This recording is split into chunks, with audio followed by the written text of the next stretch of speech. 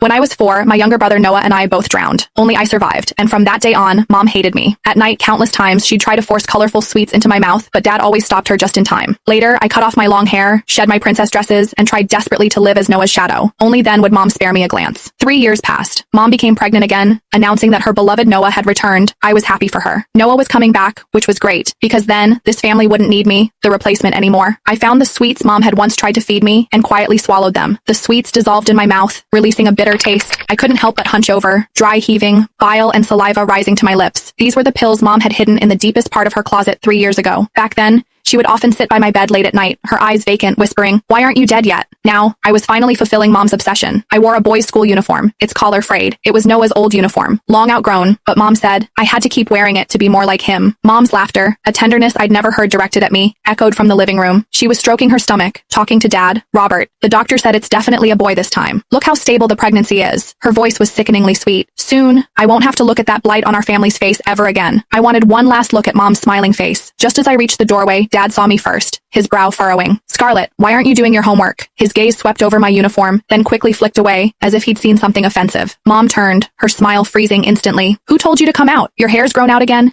Didn't I tell you to cut it short, just like Noah's buzz cut?" She hurried over, her finger jabbing hard at my head. "Always causing trouble. When Noah is born, if you dare to bother him, I'll break your legs." I flinched back, the red mark on my forehead stinging. The sweets in my stomach seemed to be dissolving, a throbbing pain rising in my abdomen, forcing me to bend over. Dad started to come to my aid, but Mom blocked him. "Don't touch her. She's probably just faking it for sympathy." I bit my lip, saying nothing, slowly retreating to my room. With every step, my stomach felt like it was being twisted by knives. My limbs began to go numb, and even my hands clutching the doorframe trembled uncontrollably. I lay on the bed, my body starting to twitch. The door pushed open. It was Dad, holding a glass of warm water. He placed the glass on my nightstand, hesitating for a long moment before saying, "Scarlett, your mom is pregnant. Her emotions are a bit volatile, so don't take it to heart." I shook my head, but only a weak whimper escaped. Dad's figure began to blur in my vision. Dad sighed, then simply pulled the blanket over me. "Get some good sleep. You'll be fine tomorrow." He closed the door as he left, and silence enveloped the room. I reached under my pillow for the small toy car, Noah's favorite. Most of its paint had chipped off, but I polished it clean every day. Mom said it was Noah's, and I had to keep it safe. Last time, when a classmate tried to take it, I fought desperately, taking a beating to get it back. Gradually, my vision blurred completely. I hugged the toy car tightly and closed my eyes. "Mom, Noah is coming back. You won't have to suffer looking at me, your replacement, anymore. This way, it's truly good." Slowly, I felt the pain fade away. Like a dandelion seed carried by the wind, I floated gently into the air, clearly seeing the small body on the bed. The crumpled school uniform clung to her face as white as paper,